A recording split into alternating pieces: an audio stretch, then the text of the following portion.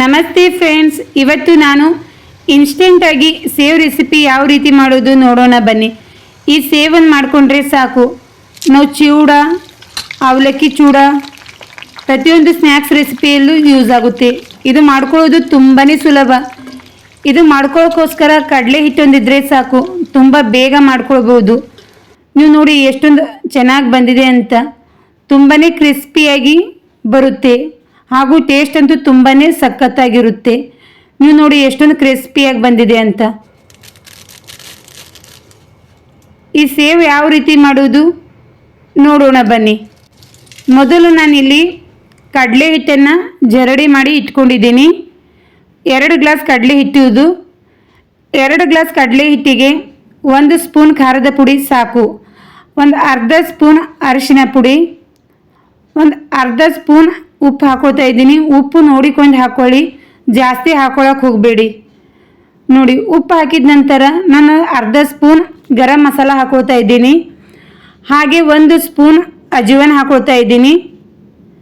ಅಜ್ವಾನ ಅಂಗೈಯಲ್ಲಿ ಒರೆಸಿ ಹಾಕುವುದರಿಂದ ಘಮ ತುಂಬ ಚೆನ್ನಾಗಿ ಹಿಟ್ಟಿನಲ್ಲಿ ಮಿಕ್ಸ್ ಆಗುತ್ತೆ. ಇವಾಗ ಇದಕ್ಕೆ ಕಾಸಿರುವ ಒಂದು 3 ಸ್ಪೂನ್ ಎಣ್ಣೆಯನ್ನು ಹಾಕೋತಾ ಇದ್ದೀನಿ. ಎಣ್ಣೆ ಹಾಕುವುದರಿಂದ ತುಂಬಾ ಕ್ರಿಸ್ಪಿಯಾಗಿ ಈ ಸೇವ್ ರೆಡಿಯಾಗುತ್ತೆ. ಈ ಸೇವ್ ಮಾಡೋಕ್ಕೋಸ್ಕರ ಹೊರಗಡೆಯಿಂದ ಏನು ತರುವುದು ಬೇಕಾಗುವುದಿಲ್ಲ, ಮನೆಯಲ್ಲಿರುವ ಸಾಮಗ್ರಿಗಳಿಂದ ಮಾಡ್ಕೊಳ್ಬೋದು. ನೋಡಿ, ಈ ರೀತಿ ಚಮಚದಿಂದ ಚೆನ್ನಾಗಿ ಮಿಕ್ಸ್ ಮಾಡ್ಕೊಳ್ಳಿ. ಎಣ್ಣೆ ಬಿಸಿ ಇರುವುದರಿಂದ ಮೊದಲು ಚಮಚದಿಂದ ಮಿಕ್ಸ್ ಮಾಡ್ಕೊಳ್ಳಿ, ನಂತರ ಕೈಯಿಂದ ಮಿಕ್ಸ್ ಮಾಡ್ಕೊಳ್ಳಿ.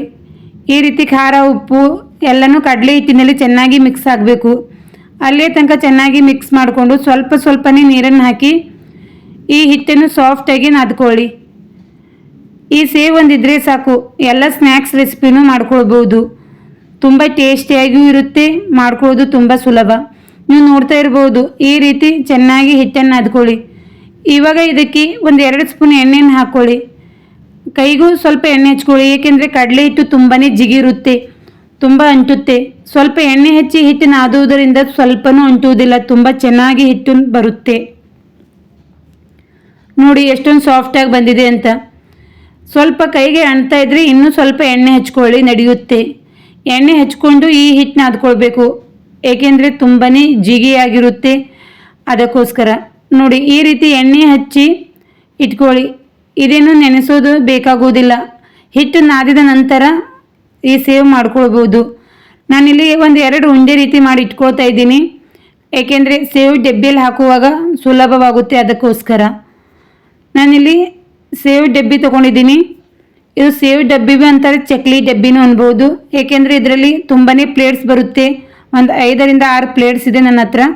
ನೋಡಿ, ಇದು ದಪ್ಪ ಸೇವ್, ಇದು ಬರೀಕ್ ಸೇವ್. ಇದಕ್ಕಿಂತನೂ ಇನ್ನೂ ಚಿಕ್ಕದಾಗಿರುತ್ತೆ, ಅದು ಬಾಂಬೆ ಸೇವು ಅಂತ. ಈ ಮೀಡಿಯಮ್ ಸೈಜ್ ಬಿಲ್ಲಿಯಲ್ಲಿ ಈ ಸೇವ್ ಡಬ್ಬಿಗೆ ಹಾಕೋತಾ ಇದ್ದೀನಿ. ನೋಡಿ, ಇವಾಗ ಇದಕ್ಕೆ ಸ್ವಲ್ಪ ಎಣ್ಣೆ ಹಚ್ಕೊಳ್ಳಿ. ಎಣ್ಣೆ ಹಚ್ಚುವುದರಿಂದ ಸ್ವಲ್ಪನೂ ಅಂಟುವುದಿಲ್ಲ. ನಿಮಗೆ ಯಾವ ಸೈಜಲ್ಲಿ ಬೇಕೋ ಆ ಬಿಲ್ಲಿ ಹಾಕ್ಕೊಳ್ಳಿ, ಒಳಗೆ ಅಂದರೆ ಹಂಚು ಹಾಕ್ಕೊಳ್ಳಿ. ನಂತರ ಹಿಟ್ಟನ್ನು ಡಬ್ಬಿಯಲ್ಲಿ ಗಟ್ಟಿಯಾಗಿ ತುಂಬಿ ಮುಚ್ಕೊಳ್ಳಿ. ನೋಡಿ, ಈ ರೀತಿ ಗಟ್ಟಿಯಾಗಿ ಮುಚ್ಕೊಂಡ್ರೆ ಸಾಕು. ಗ್ಯಾಸ್ ಮೇಲೆ ಎಣ್ಣೆನ ಇಟ್ಕೊಳ್ಳಿ. ಎಣ್ಣೆನ ಜಾಸ್ತಿ ಹಾಕ್ಕೊಳ್ಳೋಕೆ ಹೋಗಬೇಡಿ, ಸ್ವಲ್ಪನೇ ಹಾಕ್ಕೊಳ್ಳಿ, ಏಕೆಂದರೆ ಸೇವ್ ಹಾಕುವಾಗ ಎಣ್ಣೆ ಮೇಲೆ ಬರುತ್ತೆ, ಅದಕ್ಕೋಸ್ಕರ.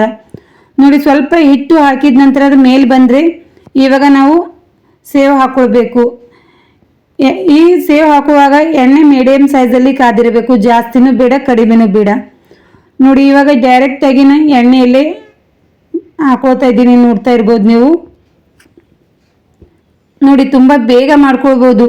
ಇದು ಸ್ವಲ್ಪನೂ ಮುರಿಯೋದಿಲ್ಲ, ತುಂಬಾ ಚೆನ್ನಾಗಿ ಬರುತ್ತೆ. ನಿಮಗೆ ಯಾವ ಸೈಜಲ್ಲಿ ಬೇಕೋ ಆ ಸೈಜಲ್ಲಿ ಮಾಡ್ಕೊಳ್ಳಿ. ಸ್ವಲ್ಪ ಚಿಕ್ಕದು ಮಾಡಿಕೊಂಡ್ರೂ ನಡೆಯುತ್ತೆ, ಸ್ವಲ್ಪ ದೊಡ್ಡ ಸೈಜಲ್ಲಿ ಮಾಡಿಕೊಂಡ್ರೂ ನಡೆಯುತ್ತೆ. ಲಾಸ್ಟಲ್ಲಿ ಅದನ್ನು ತೆಕ್ಕೊಳ್ಳಿ. ಇವಾಗ 2 ಕಡೆ ಕಲರ್ ಚೇಂಜ್ ಆಗೋವರೆಗೂ ಇದನ್ನು ಫ್ರೈ ಮಾಡ್ಕೊಳ್ಳಿ. ಜಾಸ್ತಿ ಹೊತ್ತೇನು ಬೇಕಾಗೋದಿಲ್ಲ, ತುಂಬ ಬೇಗ ಫ್ರೈ ಆಗುತ್ತೆ, ಏಕೆಂದರೆ ಸೇವ್ ತುಂಬ ಬರೀಕಿರುವುದರಿಂದ ಬೇಗ ಫ್ರೈ ಆಗುತ್ತೆ. ನೋಡಿ, ಇಷ್ಟೊಂದು ಕಲರ್ ಚೇಂಜ್ ಆದರೆ ಸಾಕು. ಇವಾಗ ನಾವು ಇದನ್ನು ತೆಕ್ಕೊಳ್ಬೇಕು. ನೀವು ನೋಡ್ತಾ ಇರ್ಬೋದು ಎಷ್ಟೊಂದು ಚೆನ್ನಾಗಿ ಬಂದಿದೆ ಅಂತ. ಇದೇ ರೀತಿ ನೀವು ಮಿಕ್ಕಿರುವ ಎಲ್ಲ ಹಿಟ್ಟಿನಿಂದನೂ ಸೇವ್ ರೆಡಿ ಮಾಡ್ಕೊಳ್ಳಿ. ಈ ಸೇವ್ ಮೇಲೆ ಸ್ವಲ್ಪ ಕರಿಬೇವಿನ ಎಲೆ ಹಾಕಿ ಫ್ರೈ ಮಾಡ್ಕೊಳ್ಬೇಕು, ಏಕೆಂದರೆ ಅದಕ್ಕಾಗಿ ಸಪ್ರೇಟಾಗಿ ಕರೆದುಕೊಳ್ಳೋದೇನು ಬೇಕಾಗುವುದಿಲ್ಲ. ಈ ಸೇವ್ ಮೇಲೆ ಹಾಕಿ ಕರೆದುಕೊಂಡ್ರೆ 2 ಒಂದೇ ಸಲ ಕರಿಯುತ್ತೆ. ನೋಡಿ ಇದೇ ರೀತಿ ನಾನು ಇನ್ನೊಂದು ಸೇವ್ ಹಾಕ್ತಾ ಇದ್ದೀನಿ ನೋಡಿ. ಇದನ್ನು ಕೂಡ ನಿಮಗೆ ಯಾವ ಸೈಜಲ್ಲಿ ಬೇಕೋ ಆ ಸೈಜಲ್ಲಿ ಮಾಡ್ಕೊಳ್ಬೋದು. ಚಿಕ್ಕದ ಬೇಕಾದರೂ ಮಾಡ್ಕೊಳ್ಳಿ, ದೊಡ್ಡದಾದರೂ ಮಾಡ್ಕೊಳ್ಳಿ, ನಡೆಯುತ್ತೆ. ನೋಡಿ ಸ್ವಲ್ಪ ಕಲರ್ ಚೇಂಜ್ ಆದ ನಂತರ ಇದರ ಮೇಲೆ ಕರಿಬೇವಿನ ಎಲೆ ಹಾಕೊಳ್ಳಿ. ಕರಿಬೇವಿನ ಎಲೆ ಹಾಕುವುದರಿಂದ ಟೇಸ್ಟ್ ತುಂಬ ಚೆನ್ನಾಗೂ ಬರುತ್ತೆ ಹಾಗೂ ಘಮ ಅಂತೂ ತುಂಬ ಚೆನ್ನಾಗಿರುತ್ತೆ. ನೀವು ನೋಡ್ತಾ ಇರ್ಬೋದು. ನನ್ನ ವಿಡಿಯೋ ಇಷ್ಟ ಆದರೆ ಲೈಕ್ ಮಾಡಿ, ಶೇರ್ ಮಾಡಿ. ಇನ್ನು ನನ್ನ ಚಾನಲ್ಗೆ ಸಬ್ಸ್ಕ್ರೈಬ್ ಆಗಿಲ್ಲ ಅಂದರೆ ಸಬ್ಸ್ಕ್ರೈಬ್ ಆಗಿ. ನೋಡಿ ಎಷ್ಟೊಂದು ಚೆನ್ನಾಗಿ ಬಂದಿದೆ ಅಂತ. ಒಂದು ಸಲ ಈ ಸೇವ್ ರೆಸಿಪಿ ಟ್ರೈ ಮಾಡಿ, ತುಂಬಾ ಕ್ರಿಸ್ಪಿಯಾಗಿ ಇರುತ್ತೆ.